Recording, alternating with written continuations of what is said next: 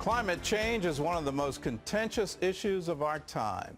Many people are firm believers that it's man-made, and others think that either the Earth is warming naturally or it's not warming at all. Well, Paul Strand talked to a scientist who's a Christian and her husband, he's a pastor, about why they believe climate change is a very real and present danger.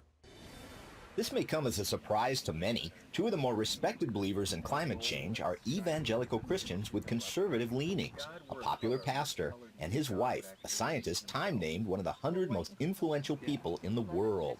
And Katharine Hayhoe's influence is growing here in Washington and with audiences both secular and religious across the world.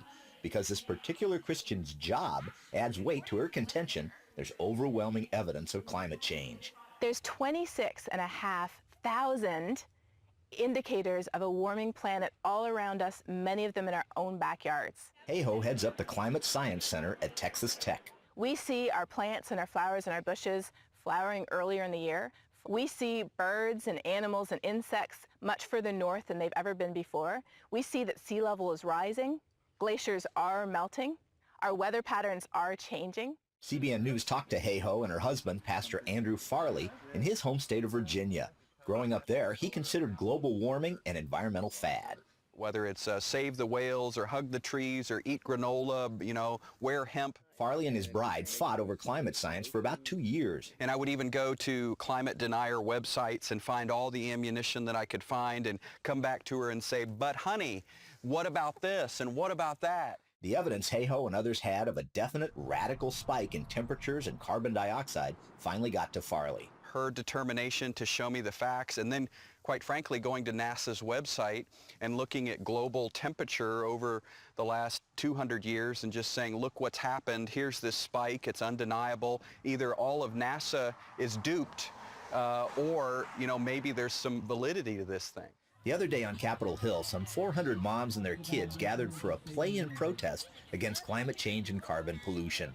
It was a play-in because most kids are too rambunctious to sit still for a sit-in.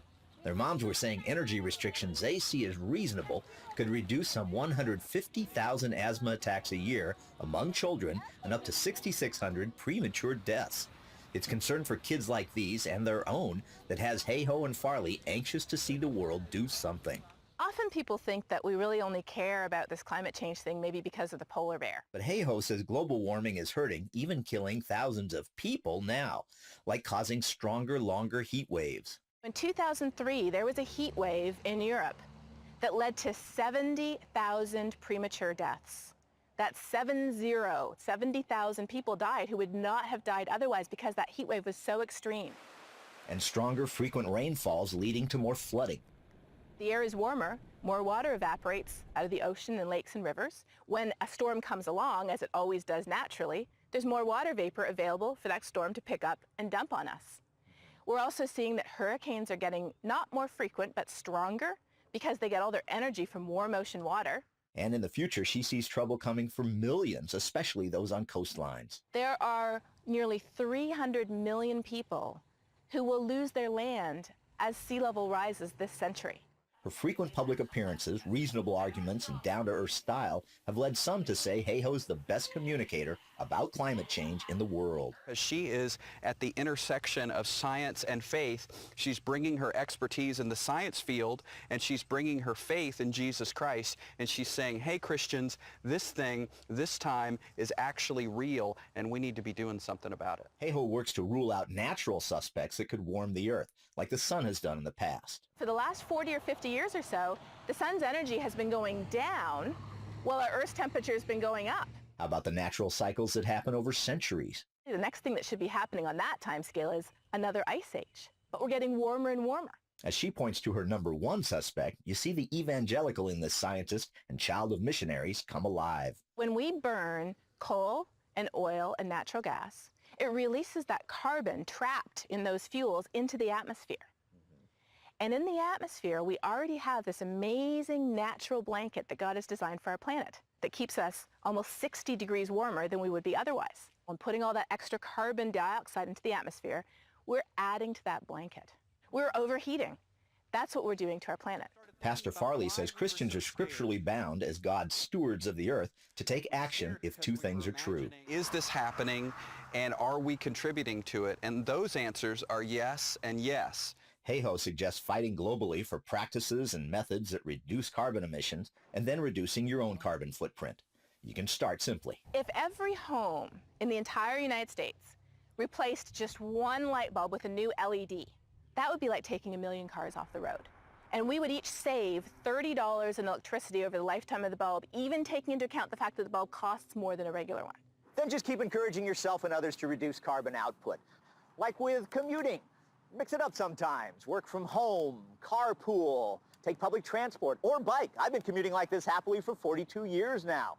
And buy locally grown or made. Insulate, recycle, compost.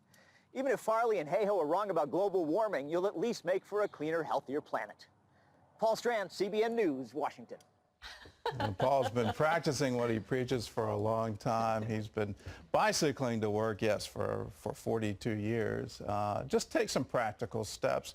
You know, it's a shame global warming has become such a political issue instead of a scientific issue.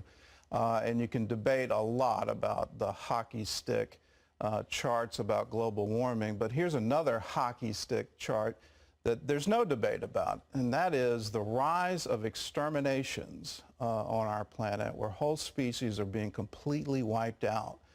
We're in an incredible cycle over the past century where we don't even know the extent of extermination, of how many species have gone out of existence, because we don't even have an accurate track of how many there are on the planet. Now, the major cause of that has been loss of habitat, but regardless of the cause, you look at who ultimately is the cause, and that's us.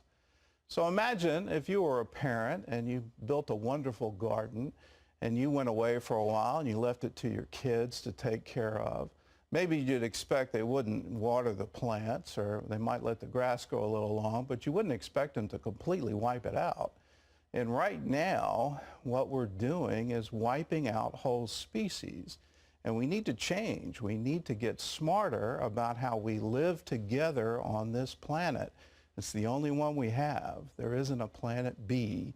There's not a plan B here that we can all move to. We've got to take care of the one that God has given us, and we need to be very good stewards from this point forward.